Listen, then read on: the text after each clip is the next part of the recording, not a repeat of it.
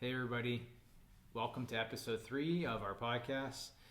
Today's episode is about our ultimate self routine, what we do on a weekly basis to make sure we have the best performance as we age, and what are some of our things that we think are pretty important for us. So, Dr. Nutt here, Dr. Rayner, hope you guys are doing well. So, what do you do, or how long have you done a morning routine or some type of, how long have you exercised? I mean, I think that's the one that most people know about. It's time tested, true and true. We know exercise reduces a lot. I mean, there's just a study that came out with even just COVID. Your chance of going to the hospital, I think, is 200% lower if you exercise on a regular basis. So we know there's, that's just one that was in my head because that was recent. So we know there's many benefits. So you've exercised from, what was the first time besides sports? I mean, the first time I worked out at a gym was for sure like to get better at hockey. Like that was the goal. Did it work? Not good enough. But no agents calling. Yeah. I think when it comes to like exercising for a specific reason, right, to improve my health, or like I remember, one summer I was like, I'm going to swim more, and I thought that was going to be like, get those quads ready for hockey season. Yeah, exactly. Honestly, it was because I can't remember what it was. Was it a girlfriend? I saw a thing. No, I saw a thing on in Texas. I mean, you're at the pool quite a bit, but. The deep tan. I saw a thing, and it was a guy on a bike, and it was like it was at the NHL Combine, and they were sitting on a bike. The guy has the tube in his mouth, and he pumps the stationary bike as hard as possible. And they measure all these things, but it was like they measure your VO2 max, and I'm sitting there going like, holy crap, I need to be really good at that. So just in case, I might have been 11 years old or something. So I thought, man, I'm gonna start planning way ahead. I like it. Yeah, planning, and that was just kind of, I don't know. This is just kind of the way I thought of. So like, you started with swimming. Yeah, I did swim. I mean, that was pretty short lived. I mean, I was swimming, but half the time it was roller hockey or just rollerblading in general. My dad and I and some of my childhood friends would do like these little marathon, like triathlons. Like we would run 5 miles, rollerblade 13 miles, and then we would bike 13 miles. And then in between each event, we would jump in the pool and kind of cool off and get a drink.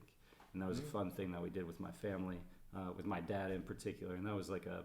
How old were you? Oh my God. It was we moved to Plano. That was probably 10 to 12 probably, in that range. 13. I mean, we did it all the way up till, gosh, I was probably 16 or 7. I mean, we probably did it when I was in my 20s. So, I mean, yeah, but it just goes to show you.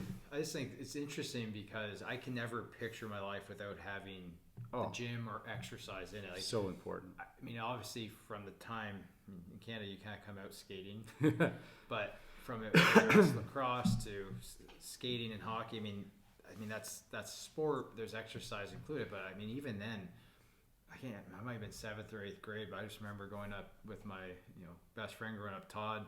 We go to Georgian Bay like country club, and we'd work out and just figure it out, and didn't know what we were doing. But before we got to high school, we had basic routines down, and now it's just if I'm grumpy or if I'm tired or feel sluggish, my wife, myself, it's like she's like, get to the gym. I know it's again, your brain likes it. Absolutely. So I think exercise is one that people, we know is good for us. Most people, that's usually the first thing they implement or try to. But I think it's really important. It may not be easy off the start, but it's important to find what works for you. A lot of times with patients coming in, especially we see a lot of patients that have been kind of in a rough spot for a while. So it's, just because exercise and going to work out for an hour worked for 90% of people, they can handle it. There's a percent where they work out and they're sore for 6-7 days. They feel hungover or depressed following their workout, or they feel like they're going to pass out because there's inflammatory issues at bay. It's not I mean, again, this is not medical advice, but again, just pushing through it is not going to lead to the outcomes. So to me, it's really important that you find a threshold and an intensity where you do get an exercise high. You're not sore for 3-4 days. Because again, there's, when you exercise, you burn waste, you consume calories really to make energy for your body. And as a byproduct of that, you create something called hydrogen peroxide and superoxide anions. And they're very inflammatory if they're not dealt with. But if you've had chronic inflammation, you kind of take away the mechanism of dealing with those. So when you exercise, you burn more. And so if you're really sore after, these are all these considerations that maybe that's not the right amount or the right type, but I assure you exercise is a very integral part of your recovery or your health game plan. So find a provider that can help figure out what's the starting point for you that's therapeutic, not more inflammatory. That to me would be the first one. Now, let's take care of physical exercise.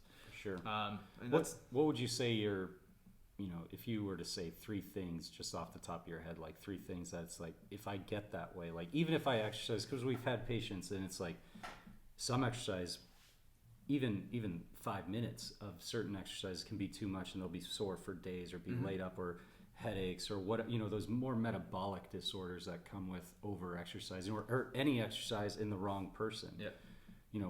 What would you say from your clinical experience are the things that are the most common cause of like why it's so easy to pass that threshold of now I'm just laid up and feeling terrible? What would you say, like, metabolically speaking, your mind is going to this lab test or this nutrient deficiency or whatever? Dysglycemia, make sure there's no blood sugar issues first. Man, how common is that?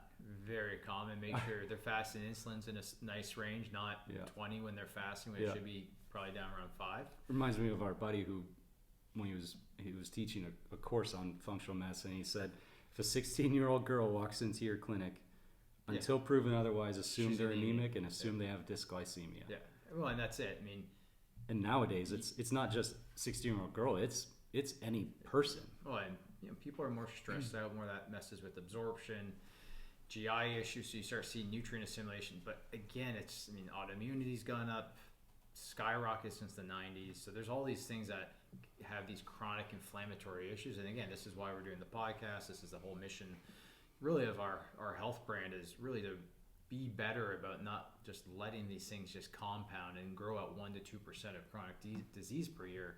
I would say in dysglycemia, so issues with stable blood sugar, right? Making sure you can take fuel to the cell so your cell can convert it to the ATP energy that your body really runs off of. And then if you don't have proper oxygen delivery, one, you're deconditioned, lungs don't know how to do their job, diaphragm's atrophied, and you just go bust it. It's probably gonna be problematic. So make sure there's no anemias. Again, it's never, iron is just, I want people to think that anemia is really an issue with oxygen delivery, not iron. Because again, it's really, iron is so one of hundreds of anemias. So, you can have sickle cell anemia, you can have hemolytic anemia, you can have chronic inflammatory anemias, and just giving it iron doesn't solve those ones. So that's important, making sure they have oxygen delivered, and then making sure that all the essential co-ingredients to make sure that calorie turns to an energy is there. So there's testing like organic acid testing, nutrient testing for all those cofactors, making sure they're if they're inflamed and they're completely, their head is fully gray, and you at a young age you're thinking there's some potentially free radical issues that's damaging the hair follicle. No wonder they're sore after it, because again, their ability to quench the hydrogen peroxide they're making when they work out is not happening. So it's permeating, causing more of an inflammatory reaction from the workout, and they're sore and they hate it. And again, the problem is, if that's how they feel after, do you want to keep on doing it? It's hard.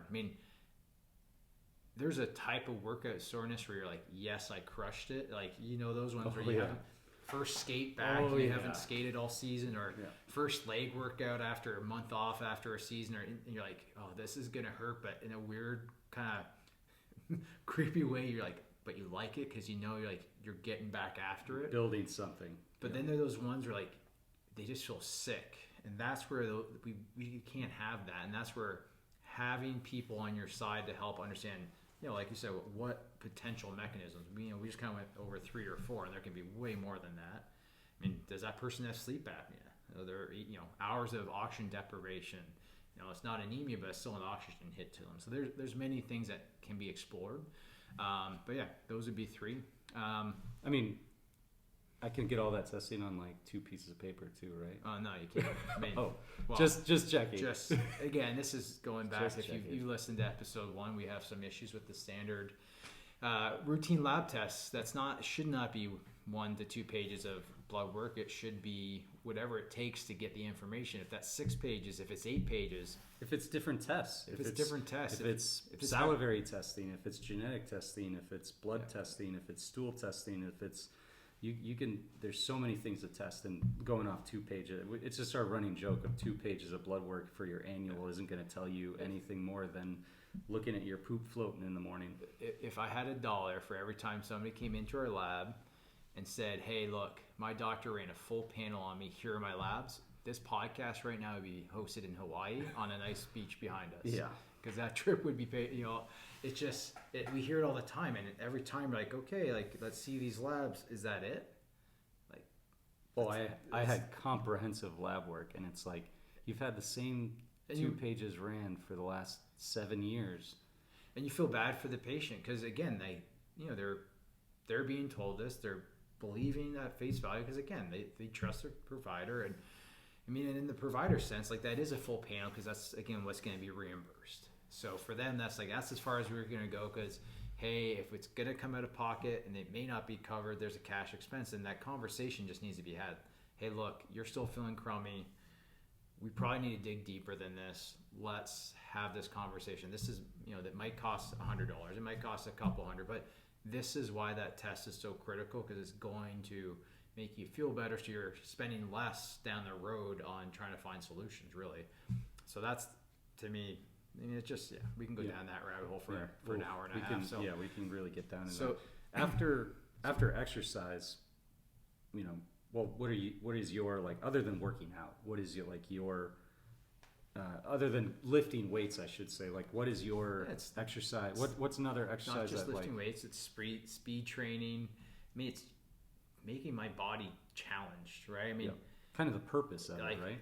And we're probably going to offend some people in this comment, but walking is not exercise. No. It's how you get from point E to do basic life functions. And I'm not trying to be, for some that might be the starting point of getting back into exercise, or as we age, that just might be the best we can do. But when we're young and healthy, or we have the capacity, we got to challenge our body, right? I mean, if you don't use it, you lose it.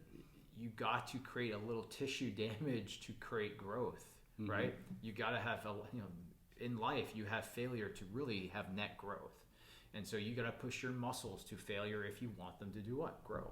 And so it's the same thing. If you want to have better oxygen capacity, you got to push your lungs to challenge them and get them to those uncomfortable points. Hence, all these other aspects, for me though, kind of going, you're going to ask, what else do I do? Yeah. Morning routine. I think that's, I don't know when it was, back in 2018, Jack Canfield, I just had the opportunity. I was invited to a kind of like a mastermind group here in Dallas, and he was sitting there talking about just very what he does, if his book and how he got to write Chicken Soup for the Soul. And something so obvious was, if you start your day and you hope it happens the way you want, it's going to just perceive to be very chaotic because you're always just reacting. If you start your day and you plan what you want to have happen, now you're really setting the tone for it because you're more in control. It doesn't mean chaos might not jump in and out, but if you have a game plan, like these are the 4 most important things I have to do first out of the gate. These things are on the radar, but they could wait a few days. Those things happen, so you're not stressed, so your stress levels are down. You have fulfillment that you're having progress. Those things are happening, so wherever those are happening, you're having growth.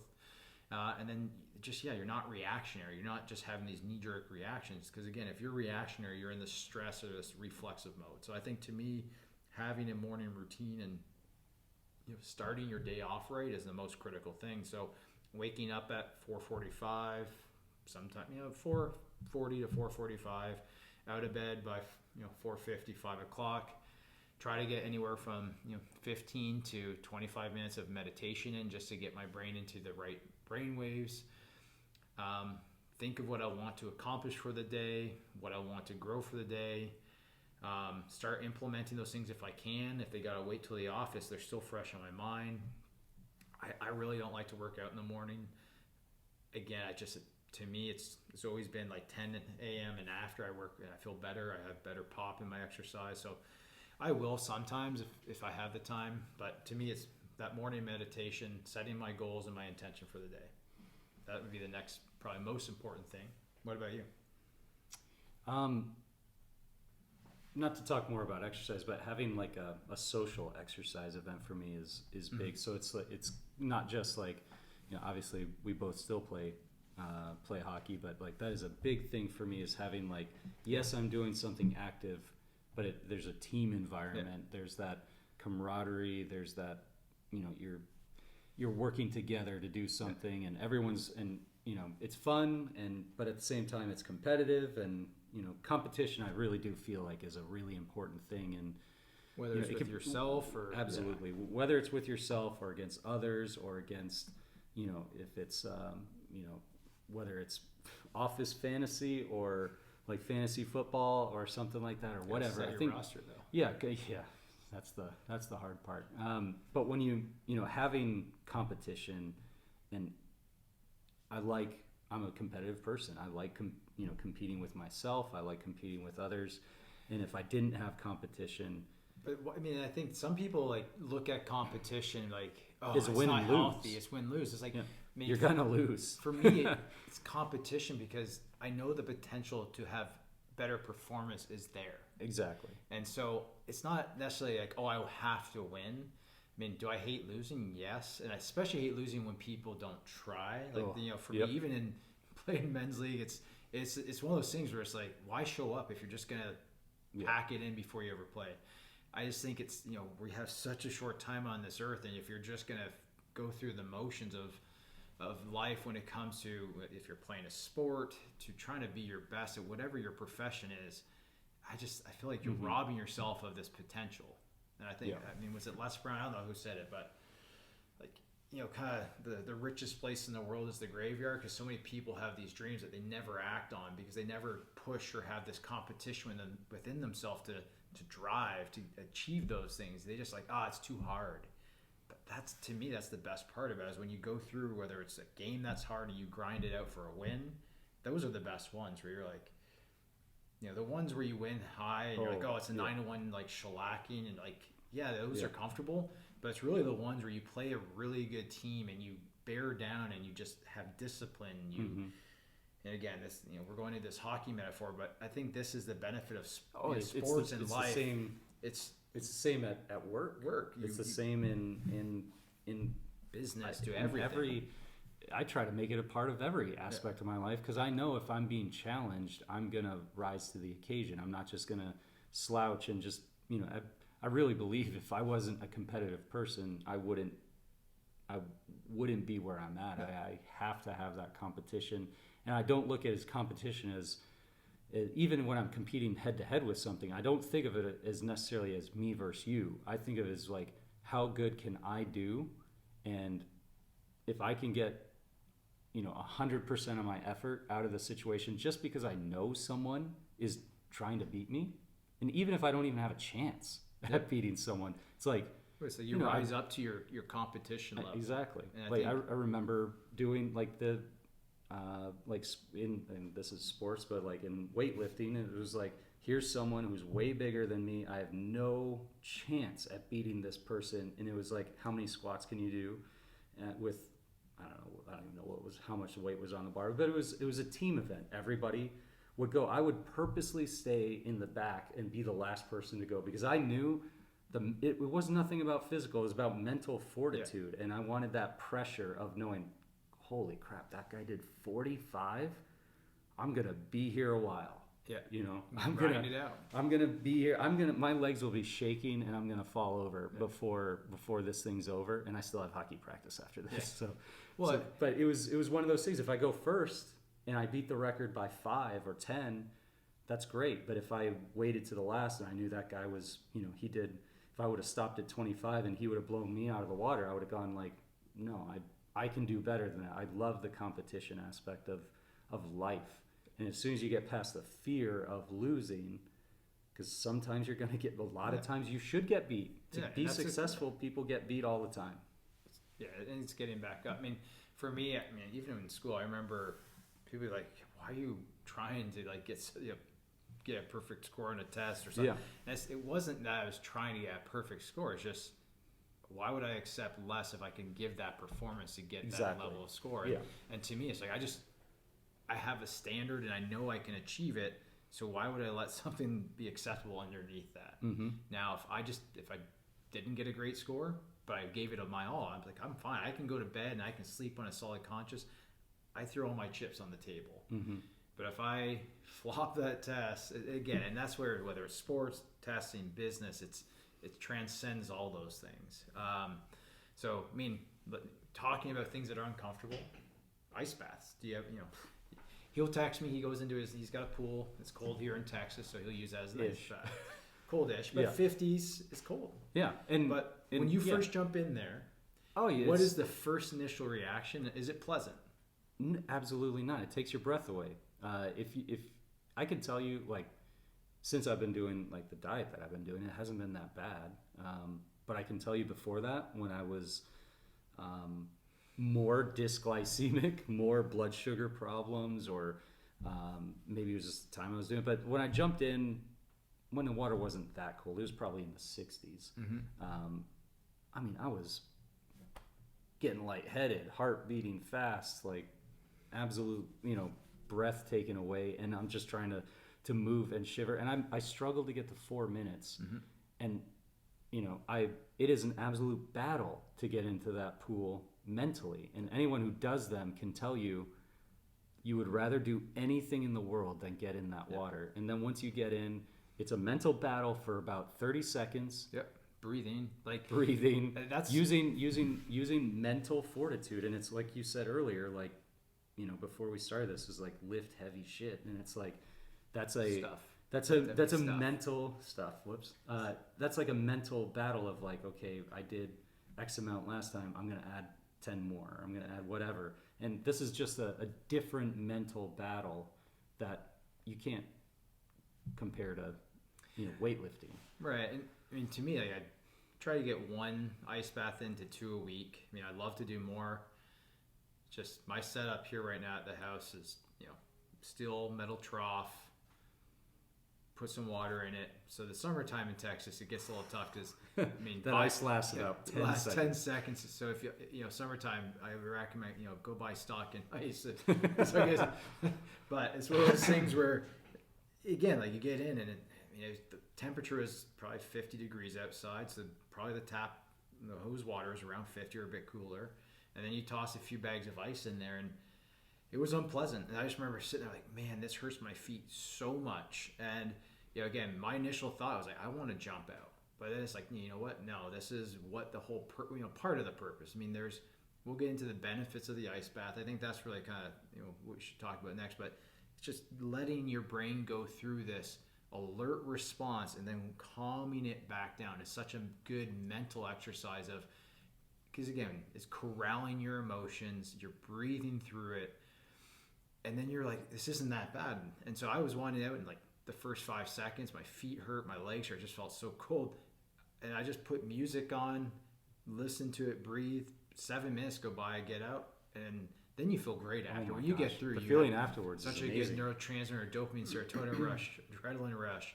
I mean, you increase your brown fat conversion, so it's good for metabolism. So there's a lot of benefits.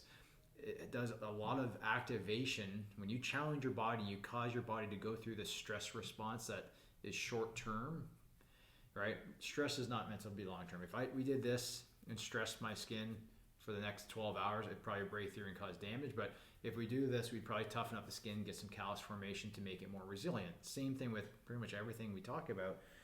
That ice bath is really meant to, kind of, again, it causes a lot of gene activation that turns on all your anti-aging genes. So your sirtuin genes, your FOXO3 genes. that's, when you go down and you listen to David Sinclair, and he's got a great book, Lifespan, if you want to listen to that. But that's, he goes into some of the mechanisms of how these things have their benefit. So ice baths are one. After a nice ice bath, wouldn't it be nice to jump into a nice hot sauna? Another good thing, which has been around for forever. And that's, you see it in like Norwegian countries. It's like ice, like in the sauna, jump into the freezing cold water. We used to do that. Hot tub to hot tub, into a snowdrift, yeah, or the pool before it was frozen over, and then back into the hot tub. Oh yeah, and we did that willingly as kids. Yeah. Oh god, and that's the crazy part is like as kids it was like, oh, this is cold, but like no sense, no feeling back then. You could handle it better, but it just shows you like the aging of the nervous system and the aging of our brain to adapt. Mm-hmm. And I think adaptability, the better your adaptability, the longer you're going to live. Yeah. Because the environment around you is always changing. So the better you can adapt, again, it's just you are going to hold on and maintain health far longer, right? I mean, from a health standpoint, when we talk about, that word, it's tolerance, right? Immune tolerance, oral tolerance, like how well is your mucosal service? It's tolerance. So whether you want to call it adaptability when it comes to, the mental aspect, it's again, how well can you tolerate and adapt to your environment is going to be a downstream predictor of how well you age, how well you perceive and your aging process as well. So sauna is great. I mean, like we said, it's been around forever in especially the Scandinavian countries. The studies on was it the Finnish men doing the sauna? Do it. It was 1 to 2 times a week, and it was like 5 to 7 minutes. Yeah. And they saw a decrease in cardiovascular mortality by I think it was around 25%. But if they did it 4 times a week, it was a reduction of cardiovascular risk by 50%. Crazy, right? What was the number one killer in the United States? Cardiovascular disease for men, right? Men. Yeah. Or is it women too? Now I think it's everybody. So need to double check that. Yeah. Pretty sure it's everybody. Don't quote us on that. But either way, the study held up. But when you look at that, so maybe you can't exercise, but you want to start changing some better fuel delivery. That's the other benefit of the sauna. That heat response starts to heat your body up. So what's your body try to do? It tries to cool. So what's it do? Vasodilate. So it's great for blood pressure. It's great for tissue perfusion and getting blood out to the surface. And so maybe you don't have the ability to go and run and exercise yet, but could you jump in a sauna for 5 minutes and find a starting point there? And that's your starting point. I think that's one of those things that we try to get patients aware of. Like, okay, maybe you're not doing the heavier workout. That's fine. But let's find a starting point. Yeah.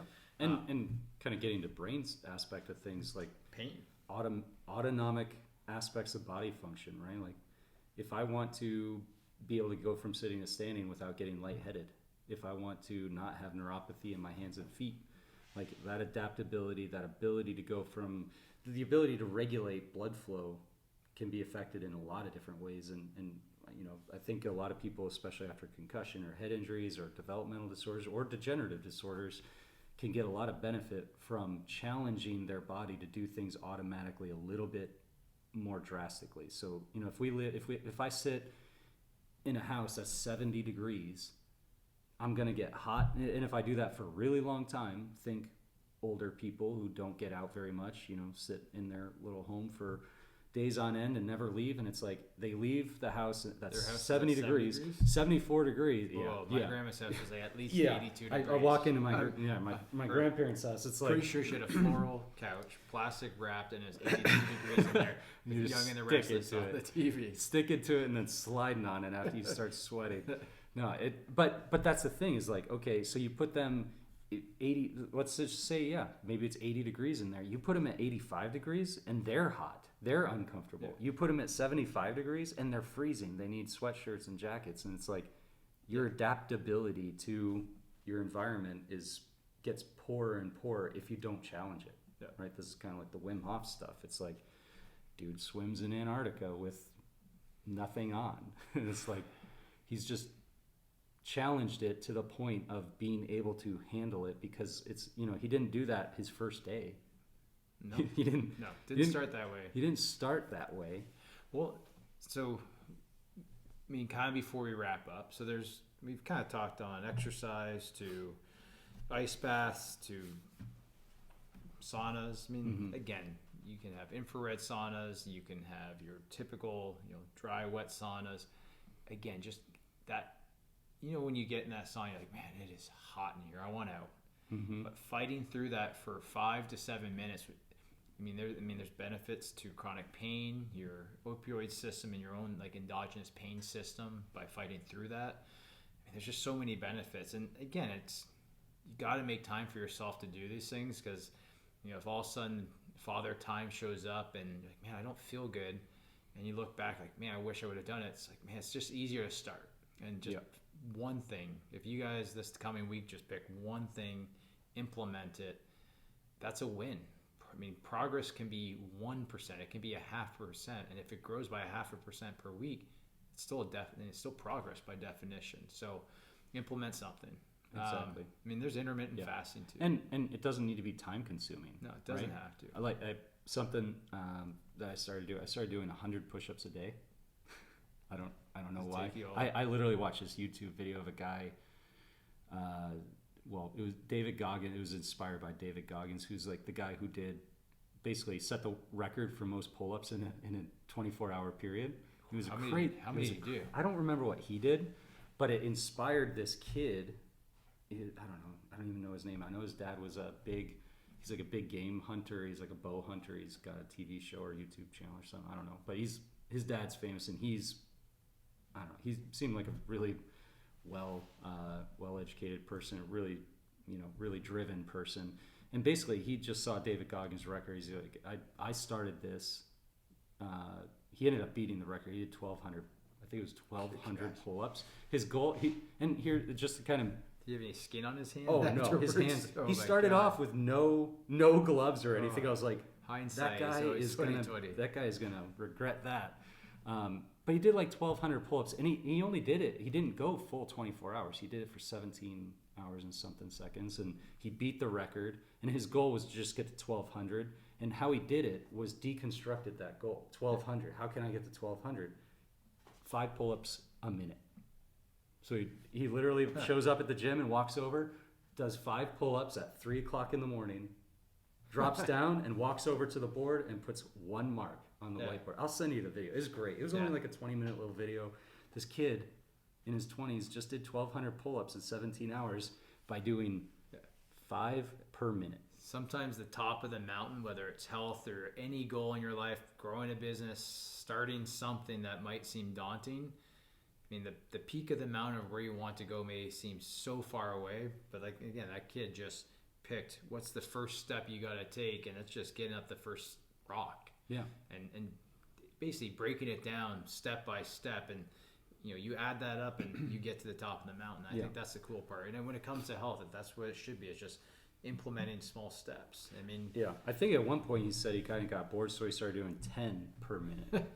Hey, he took it. Now he's so skipping he a step. Literally doubled his speed, right. So he didn't have to go 24 hours. But it just shows you, and I think kind of putting like ultimate self is like goal setting. Yeah. And if you can deconstruct your goal, 1,200 pull-ups in 24 hours, well, all I need to do, you get it down to, like, you think, oh my gosh, 1,200 pull-ups, that's impossible. But if I said, can you do 100, or can you do 5 pull-ups every minute? You'd sit there and go, 5 pull-ups a minute, I could do that for a lot of minutes. Yep. Even if I'm struggling on that 4th and 5th one, I could do 1 and then stop for a few seconds, and then do 2 and stop for a few seconds. You could do it. You can make 5 pull-ups in a minute and do that for a lot of minutes. But if you start with like, oh gosh, 1,200, that's impossible. Negative attitude to begin with it. Yeah. So we're not recommending you go and do 1,200 push-ups or pull-ups. The whole reason I'm telling this story is he said David Goggins' thing is like, just do 100 pull-ups a day. Yeah. And like try to just make it a habit. And that's where kind of like a habit formation. Key to success is a habit. Habits, right? And some people are like, oh, you take 7 days or 21 days. 100 days is probably closer to really forming habits from a neurocircuitry standpoint. And that was my goal, is do 100 push-ups in 100 days, because now the goal is I want to do 10,000 push-ups. And there you go. You're just gonna be walking around just chest shredded. Can't turn. Here we go. Watch out. Can't turn. Don't forget those the other funny muscle. Thing don't is, forget the other muscle groups. It's not the shoulders that I'm sore at right now. It's like my obliques and like my my core. It's like it just really shows you. It brings out the I guess the weakness in it, but it just shows you that it's like, I mean, it's not the hurdle is not my shoulders being sore or my joints being sore, or my elbows or my like pecs, the muscles that you think are doing it. It's like it's actually that's not bad at all. I could probably do more push-ups per day. It's other things, not even the things that I thought venturing into this idea of doing this. Like I thought, man, what if my shoulders start hurting and I'm just gonna have to fight through this if I want to do it, or I won't be able to finish it. So the things that I thought were going to be the barriers are not the barriers. No. Honestly, another good book, Atomic Habits, great book. Talks about, again, like there's about 4 basic things for habits to become reality, right? You obviously are implementing a habit for an outcome. I think one of the, going through, somebody recommended this book at a conference in Las Vegas just shortly, not too long ago. So let's give it a listen. I got to drive in, something new to listen to. Putting that habit on your schedule, it's got to happen, right? If you don't put what you want to change, then it's so easy for things to creep in. And then how do you form a habit if you're like, I hope it happens? I'll tell you, I already screwed up my goal. I missed the day. So when do you have a set time? Like, hey, I'm not, every morning at 7 a.m. or every evening, like when do you do this 100 push-ups? And that's the thing, like that's what I'm finding is days that I don't plan it, or the days that I don't do it either first thing in the morning, at lunch break, or as soon as I get home. Like I'm taking my work clothes off, and if I don't hit the floor, seen him doing it on a lunch break yet.